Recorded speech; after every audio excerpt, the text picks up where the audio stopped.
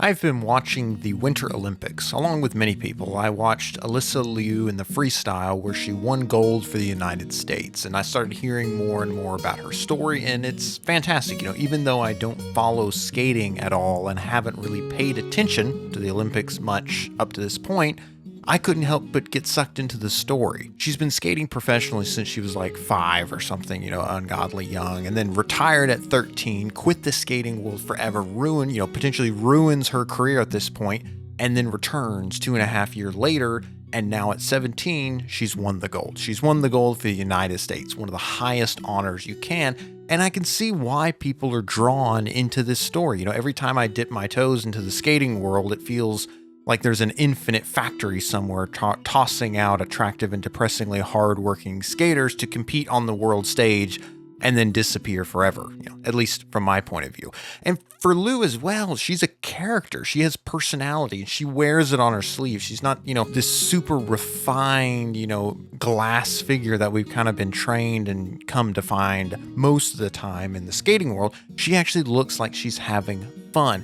And despite the pressure, despite retiring, from the view of everybody ending her career as a teenager, she made it back and won. And it's a magical moment. It's a great moment and a great story to pull people in.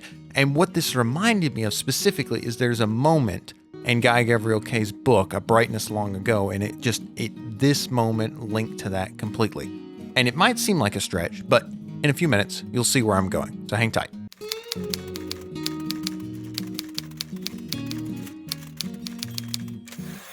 I've been going through Guy Gavriel Kay's books so far. I kind of started at the beginning with Tigana, where I think a lot of people did, and started branching out. And I found my way into A Brightness Long Ago, and I've been listening through it, and I'm finding it interesting, no matter how similar the stories feel, the historical fantasy with a touch of magic here, there, sometimes a little bit more. He's managed so far that despite all the similarities a lot of them share, the endings really change how you see the story looking back.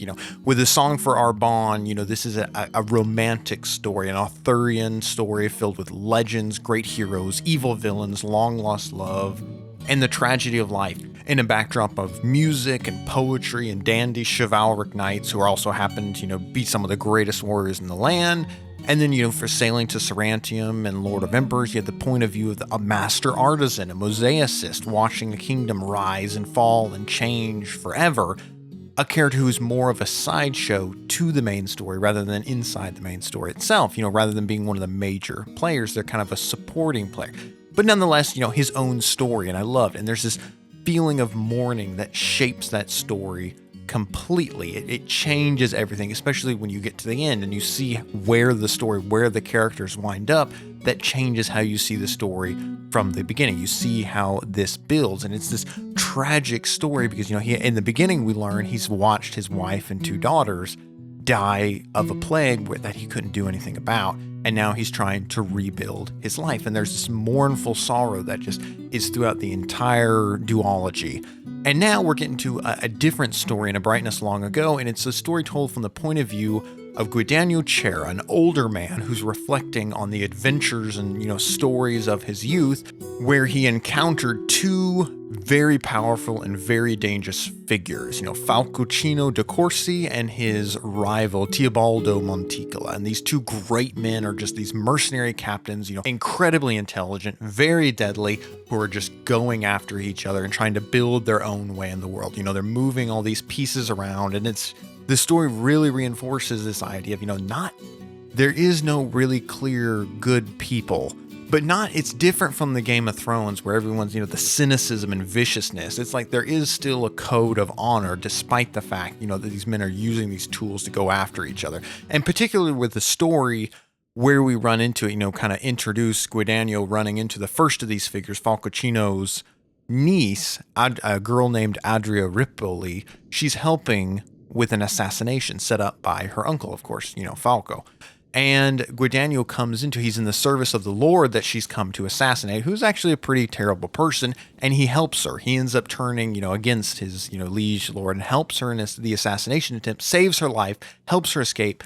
And there's this spark between them. There's this moment where she's like, come with me, come with us. There's a place for you here. And he's like, no, I have to find my own way. and then they separate. And Kay really does a good job of having these moments where you really feel like the story could have just taken a complete left turn if characters had done something different, if they had made a different choice. But they separate, and he doesn't know if he'll ever see her again. And Guadagno now at this point actually ends up traveling in the company of Teobaldo Monticola, the rival of Falcocino, who's, equally as dangerous. And everybody's heading to this city to witness this particular horse race.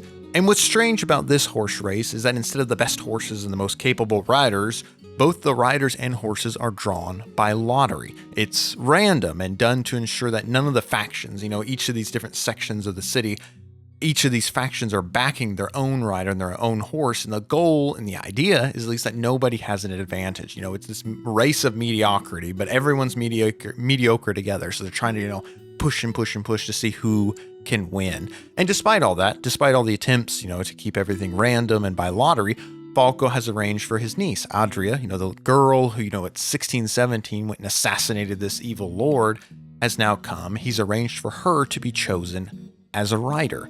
And as we get into this story, I want to kind of paint the picture for specifically highlighting the point of view here. And what we're looking at this from Daniel's perspective, who's not with Adria or Falco. He's an outsider looking in. He feels like he knows her because they shared this moment. There's this spark between them. But, when he saved her life, but they only met briefly and then it's, gone. There's a clear spark, but they spent such a brief amount of time together. But Daniel knows that there's something special about it. Because we have to remind ourselves, going through this, he doesn't actually know a whole lot about her. She's entered this stage completely unknown to him. He doesn't really know much about her past or anything like that. And the other thing is that Adria is here in secret. No one other than her uncle and Daniel knows she's here. And now Daniel's told Teobaldo, who now sees an opportunity because he knows Falco has probably bet serious money on his niece to win the race or place in, the top 3 or top 5 or something like that.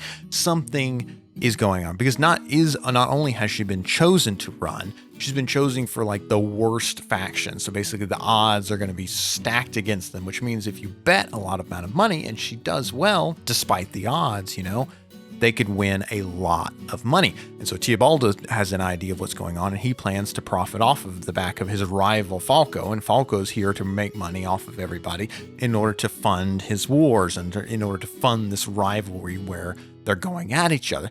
And this is what Kay has done so great about this, is there's this just tension coming into the race. And also because it's told from the outside point of view, we don't know what the plan is. We assume that's the plan for Falco, but we don't know. We don't know what Adria's plan is and what the goal is going to be here. Because despite, she's going to be the only woman rider, which puts her at a disadvantage because it's perfectly legal, accepted, and expected for the riders to assault each other. They're even given bats, these weapons to do so. It's not uncommon for people to be injured or even killed.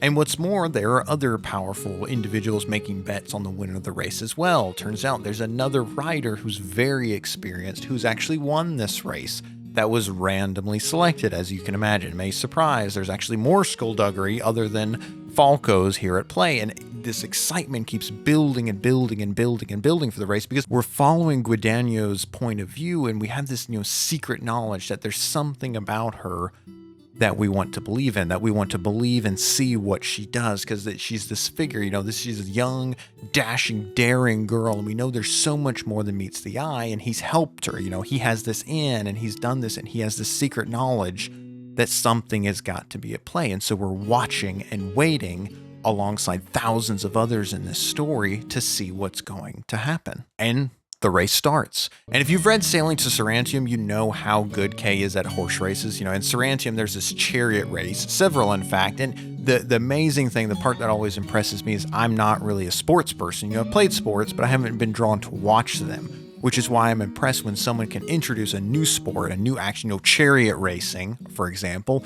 and make me care, make it exciting and this thrill to join in where you don't have any allegiance to a team or anything like that. You can go in and it's just a blast. It's just this amazing story that just sucks you in. And so here, the race goes off and Adria's sticking close to the lead and all the while proving that she actually knows what she's doing. We're understanding that she has a lot of experience as a rider, which is making sense because why would Falco bet all this money on her if she was just going to lose? Because again, she can't sandbag it because they're already in, the odds are against them. And the interesting part is Guadagno also has bet a lot of money on the race as well. And so there's this extra urge for her to do well because of what it means for Guadagno. Our guy, our boy, he's going to be making bank if she does well. And so this is helping the audience, pulling the audience in. The other thing is there's this pride factor for this secret knowledge. If we can pick out the winning rider, if we know something secret that no one else does, what that means. People like to be in on the in, be in the know.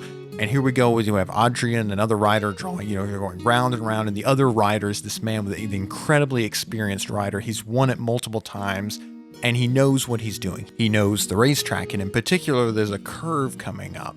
And this is the curve where, this other woman has been shouting out from the crowd, and we learn that she once was a rider, and she was on this curve, and she got viciously injured. It's a story of this watch out, watch out, watch out. And along with this excitement, win the race, bet the money, this tension between Teobaldo and Falco, and everything is building and building. We're waiting, and watching to see what she'll do. What is she going to do? And there's this curve, and she pulls off this stunning move to dodge this other rider's blow, hold herself steady on her saddle, and kick him off with all of her might, and he falls off his horse just before as they race forward and cross the finishing line. And then you get the sense, Guadagno understands this sense that she's riding forward but finishes second. And he has this feeling that he knows that she did it on purpose. She could have won, but she didn't. She didn't do it on purpose because the horse race, this race in particular, it's the horse that wins that matters, not the rider. So even though the rider got knocked off, he still wins.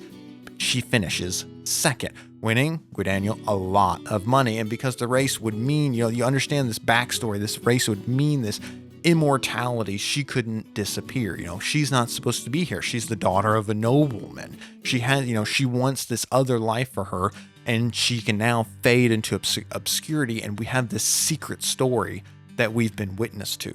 Everyone in the city, even Teobaldo, who hates Adria's uncle, with a passion, can't help but be swept by her. This entire city is falling in love with this girl, and the amazing maneuver she did, kicking the other rider.